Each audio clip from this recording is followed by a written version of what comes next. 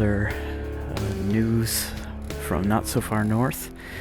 I'm Jared Randall. Thank you to those who have been following along, and just appreciate any comments, liking, sharing, subscribing to my YouTube channel, following me over on Instagram. These things will all help get things out to more people. Wanted to get on today with another message that relates to just something that I'm seeing, I've kind of skirted around this issue relating to this idea of the fifth dimension, the 5D versus the 3D, and I've talked a bit about the 4D and the fourth dimension being time, and how these things relate to some extent. But as I've alluded to in a previous video, and I'll see if I can't link that to this one, I may or may not do that, but I'll try. And in that previous video, I talked about how the fifth dimension is a quirkier, harder to pin down space than what folks realize. And so there's all this energy towards shifting to the 5D versus the 3D. A lot of this skips over work that can and should be done, in my opinion, in with the fourth dimension, with time, which is the timeline you're in, that you're on, that you know of, your past, present, and the future that you will actually experience. When we proceed to a fifth dimensional perspective, we are looking at lots of different timelines, lots of different possible timelines. We're getting a sense of those, a knowledge of those. And to some extent, they all exist, is my knowing. And I'm going to use that term here, because this is a knowing. I'm not going to use the term belief, though some might want to use it. But for me, this is a knowing that I have received and continually received and been receiving over the past couple of years. That and science is starting to bend this way and showing us that this is probably how things work in our quote-unquote physical reality, right? That we live in a multiverse, and there's really just a couple of ways this can go when we look at quantum mechanics. And one interpretation, which matches with the knowing that I have, is that reality is always splitting. And it takes just the barest, minusculest difference at the quantum level for our reality, what we are experiencing, to split into another one. As soon as that splitting happens, we're not typically aware of any other ones, right? We're only aware of the one that we're in. There's another version of us in that other one that may be very close to this one, or might have gotten very far away from this one, depending on what we're talking about, how big of a shift it is, how big of a timeline difference there is, okay? And a fifth dimensional perspective is simply an awareness of all the shifting and splitting. But you're still here in a three-dimensional body on a fourth dimensional timeline, experiencing what you personally are experiencing. A fifth dimensional perspective may show you all kinds of things, but some of those things are not going to be for you. And folks who are in tune with this, who are able to see into this and from this perspective, may give all kinds of information about what might be coming down the path. But you have to understand that the fifth dimension explodes.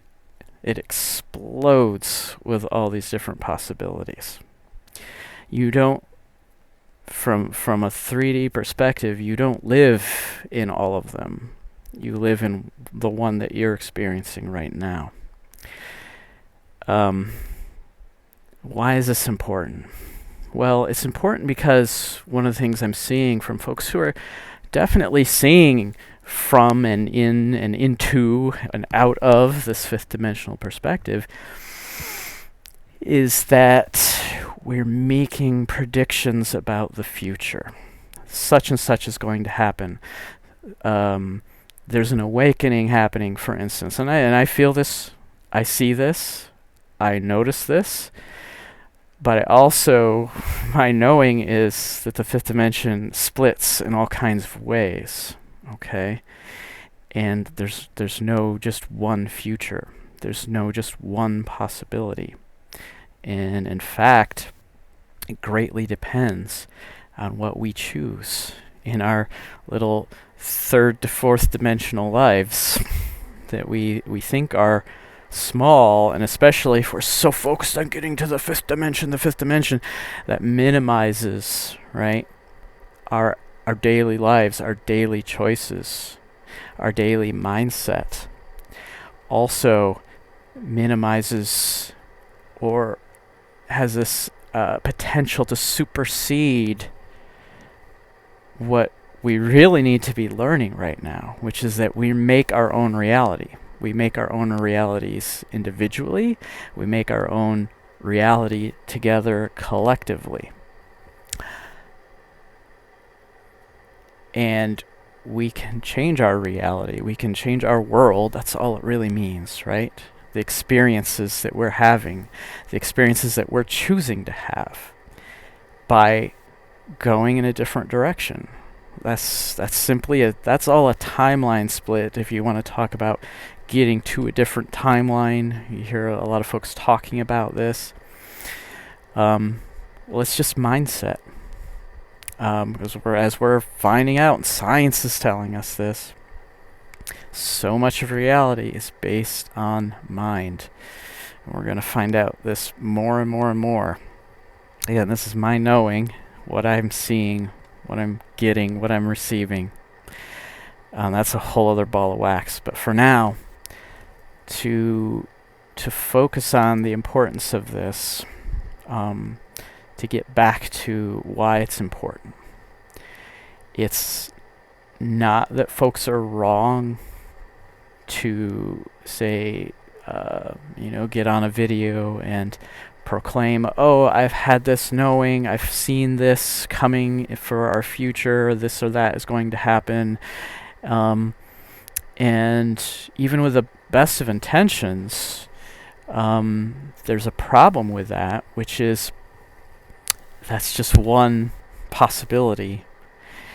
And the reality of what any one of us or what we are collectively going to experience depends on our individual and our collective choices, mindsets, our actions, what we're actually heading towards, the world that we actually ground into place. Okay? And this is important because if I, say, see online someone predicting that there's going to be peace on Earth, and then I experience World War III, what happened? I'm experiencing World War III when I thought I was going to see peace on Earth. Maybe at the end of World War III you get to peace on Earth. Maybe in a different timeline we don't do World War III because we collectively decided to not do World War III. Enough of us have chosen that option instead, and we don't experience that, and we just go to peace. Well, both of these things are going to happen. all these things and many more things are going to happen, but along lots of different timelines, and you're going to be in the one that you're in. And you're going to be in the one that you've chosen to be in, and you're going to be in the one that the collective that you're with has chosen to be in. And this relates to an understanding of dimensions beyond the fifth dimension, because as you get to the sixth dimension, this is a dimension that starts to get into the sorting of us, the sorting out of all this, okay? When you look at folks talking about simulation theory, they're onto something. I think they get too focused on the computers of it, right? I don't think we're in a computer simulation, but in a sense, we are in a simulation where we are running all these possible realities, and they're all happening. And at some higher level, in other words, a perspective that can see farther and see more, and is capable of apprehending more, which these meat brains are not capable of, only in glimpses, right? But not capable of constantly living at that level. You'd literally go insane. It would be too much to always be there. And to start to step into that is a step-by-step process of just getting a little bit more of it, right? Dipping into it and knowing that I can dip back out of it. There's a whole thing, okay? It's not something to be taken lightly. It's not something to be sort of tossed about willy-nilly. In any case, at these higher levels, there's a sorting out happening. And at an even higher level, there's a coming back into oneness that starts to occur as we move in from the 6th, 7th, and then to the 8th, 9th, back to the zero, back to complete unity, where everything piles back in together, and then from there explodes into something completely new and different. It's a whole nother topic. This is a knowing I have, and there are others who share this knowing. There's a lot of folks who talk about all the way up to the 12th dimension and so on. I'm not saying there's not that. What I'm saying is there's way more than that. And what is important from our perspective here is that there is that sorting out happening at a higher level of consciousness, if you will, at a higher level of perspective. And it's not really our task here, from this perspective, to worry over much about that. See, we're here to be a part of the making. We're here to be just one part of all the variation, to be present and with ourselves, to choose for ourselves at this time and place. And that's important, because while all these higher dimensions and from those higher dimensions all this can be seen, it takes experiencing it, living it, being it, grounding it, to actually understand what it's going to produce. See, there's a mystery, and this is again another knowing that I think is really important. There is a limit to what entities, beings in those higher dimensions, our own, which we're a part of. We're a part of, even though we come here and we feel cut off from it, and we just slowly become aware of it a little bit at a time. Some of us, not all of us. We don't all need to. It's fine. those higher beings, entities, dimensions, our own higher selves, if you want to use that term. I don't like the term higher so much. It's a wider perspective. It's broader. It's seeing a lot more. Okay, seeing from a different perspective. It's a whole other topic by itself, what that actually looks like and how it's different from when we think we're seeing from those perspectives, and when we get glimpses of those things from here in the third dimensional, fourth dimensional space that we're in. It's a whole different topic, but to bring this back around, those higher dimensional beings, for lack of a better term, and our higher selves, they're too cut off from this, right? See, they can see all that because they're not in what we're in. Because it is necessarily the case. Pardon the noise if you can hear that. It is necessarily the case that coming here, being in a physicalized body, being energy locked into matter, that necessarily puts us in a space where we are confined and we can see a lot less. You can't have both, not to the fullest degree. And in order to see what's actually going to happen if we go this way or we go that way, we actually have to do it. We actually have to run the simulation, so to speak. And we're running it not just once, and we're running it not over and over and over, but all at the same time, quote unquote. We're going to find that reality is this field of possibility with layers upon layers stacked together, so to speak. It's a way of imagining it, with each one just a little bit different from the other, a little bit out of phase with the others. The closer that we are in phase with a particular timeline, the more of that timeline we're aware of until we definitively split off. And my best example of this is Trump winning the presidency in 2016. That was a major split. There is another whole shifted timeline from ours where that did not happen. And what I know from that timeline is things are actually a lot worse in a lot of ways. Not that I am a Trump fan. I'm not.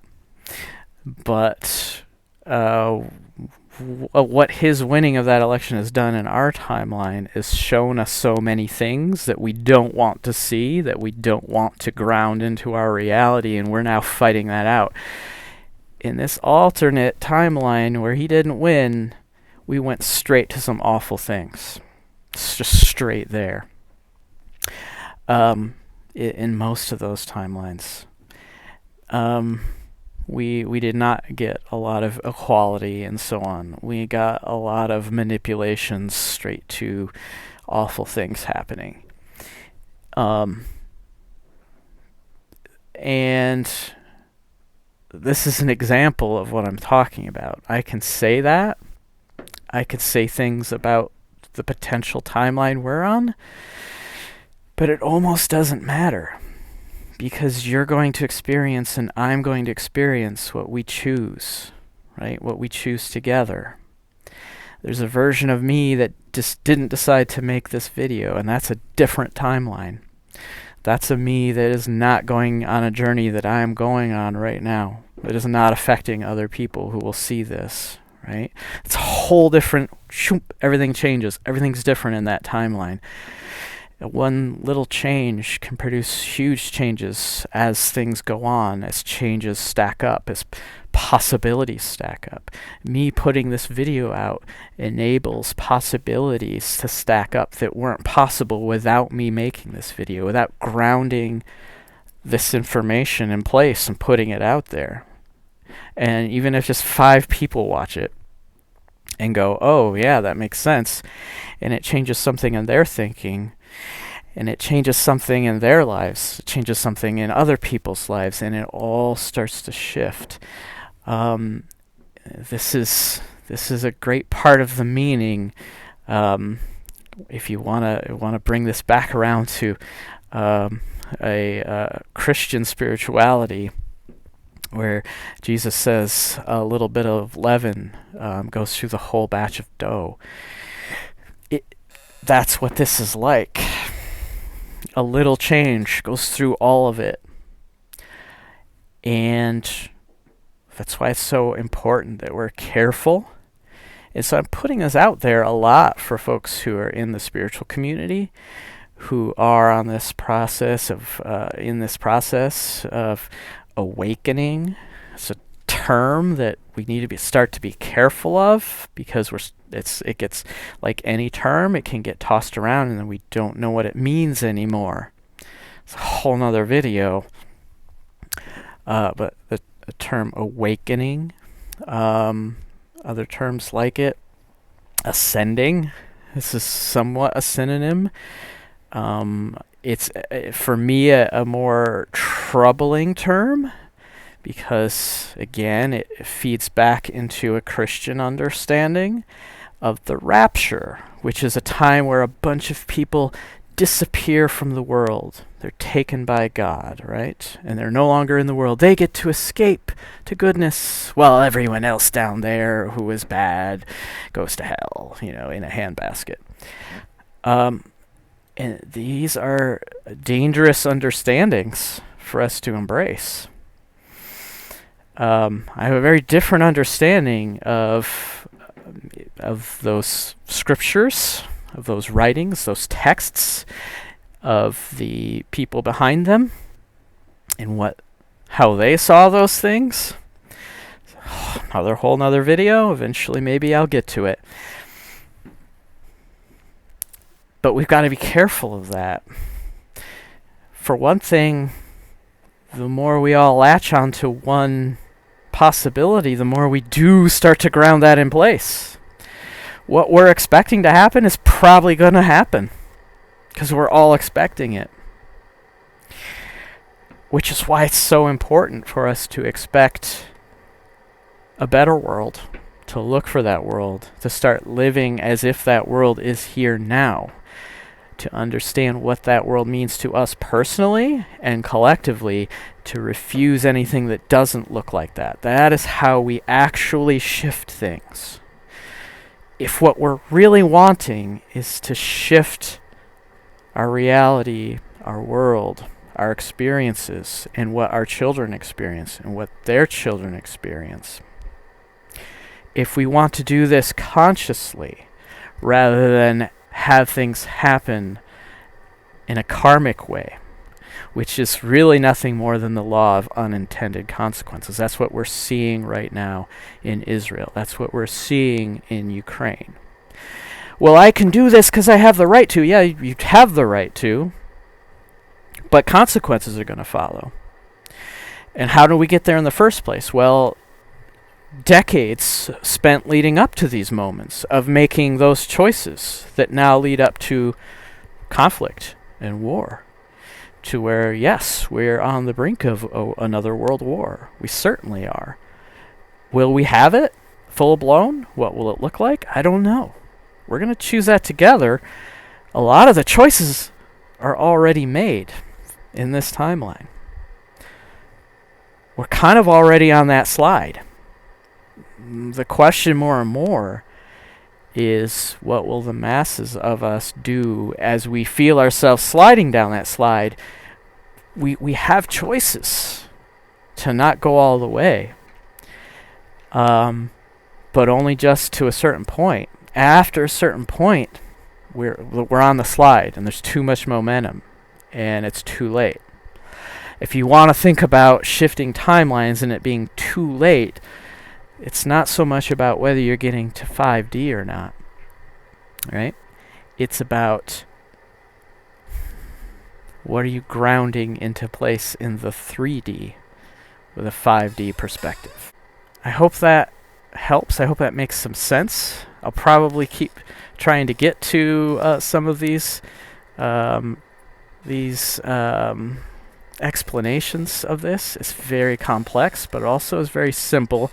So if it feels complex without being simple enough, it's probably because of my explanation, my explaining power, as I'm starting to try to verbalize some of these things.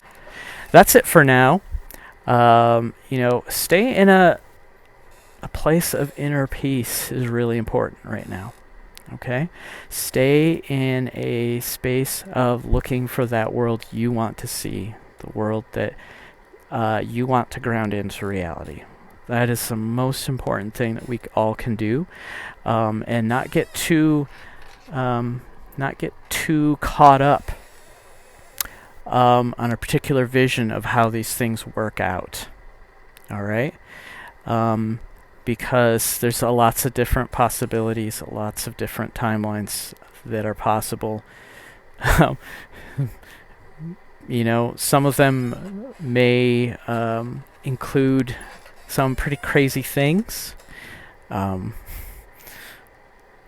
of them may be quite banal but beautiful. Some of them might go through times of some pretty deep darkness, but we get to a world that doesn't go all the way down but finds a way to bounce back. Okay? And one last thing I will say here that is so important right now is to be in touch with Mother Earth. Okay? She is trying to talk to us. She's trying to... She's talking to us like children, because that's what we are. We are children. We're like little children crawling around on her. Just like a baby. And we're completely dependent on her for our physical selves. And more than anything right now, that's what she's worried about for us, not for her. She is concerned about all her other children, who are her non-human children, but as well. But we're the ones that are bent on self-destruction if we don't change some things. And the only way we're going to change those things is to be in touch with her. To start refusing anything that hurts her, knowing that means it hurts us.